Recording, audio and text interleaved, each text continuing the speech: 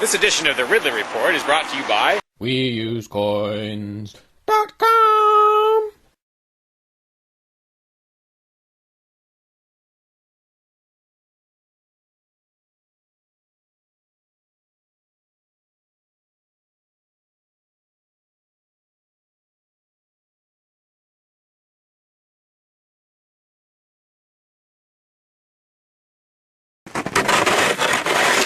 When I was out there a couple years ago, I tried to do a video, I got rid of some of the ice and did a little video about it, suggesting maybe that I shouldn't be the only one.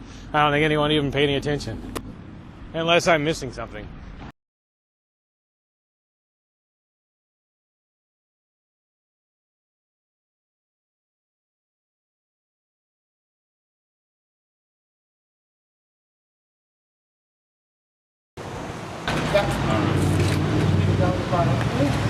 Yeah, Free Staters are always saying more Mayberry, less Fallujah.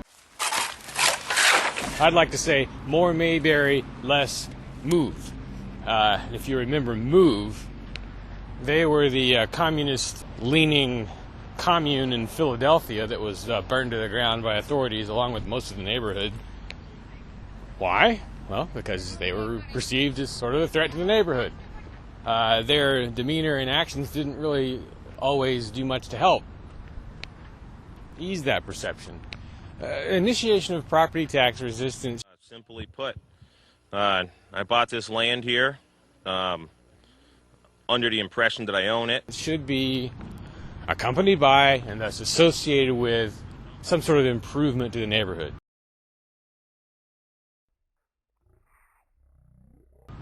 I mean, if you so much as sit on the porch at the CAC and have a conversation, there's a pretty good chance you're going to disturb some neighbors because they're that close. Imagine how much negativity there's going to be toward the CAC, toward Ian, as the place starts to become a real ground zero of some kind of property tax revolt.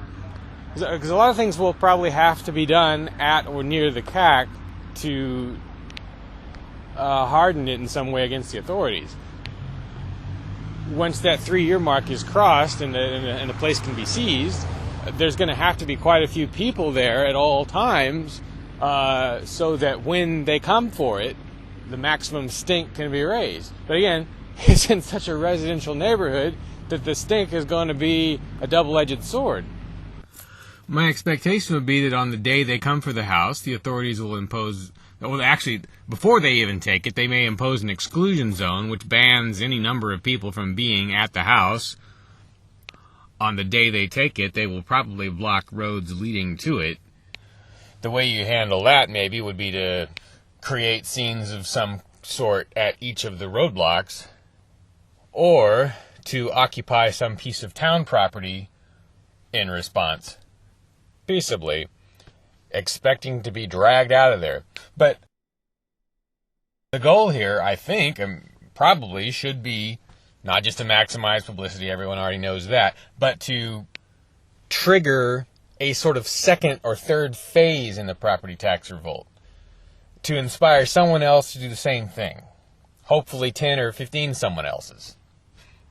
Now, if Ian and company have set different goals, fine. But what exactly are the goals? I mean, there should be clearly defined objectives. Every aspect of this should be documented as well as possible, especially on video. What would be relatively ideal is if there were some situation that could be created where the free keeners, Ian, whoever, are able to broadcast live inside some ongoing situation.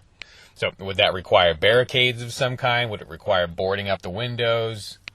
Should there be some method by which the people inside the home can render the home unusable to the bad guys after they've got it? Again, in a peaceable manner. Retreating armies, I guess in the days of old, would, well, I don't know if it was always done by retreating armies, but someone would sow the ground with salt, right, so you couldn't grow there. The Swiss, in their time, made plans to eliminate infrastructure on their withdrawal from Nazi troops in the event of an invasion.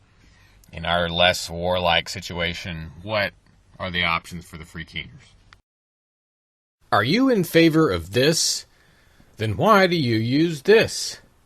Instead, maybe you should use this. Spending a government's currency does more than anything else to prop up that government. Please, starve the monster by using other currencies when you can.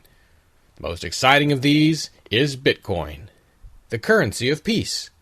Inflation resistant, it's the easiest money to send.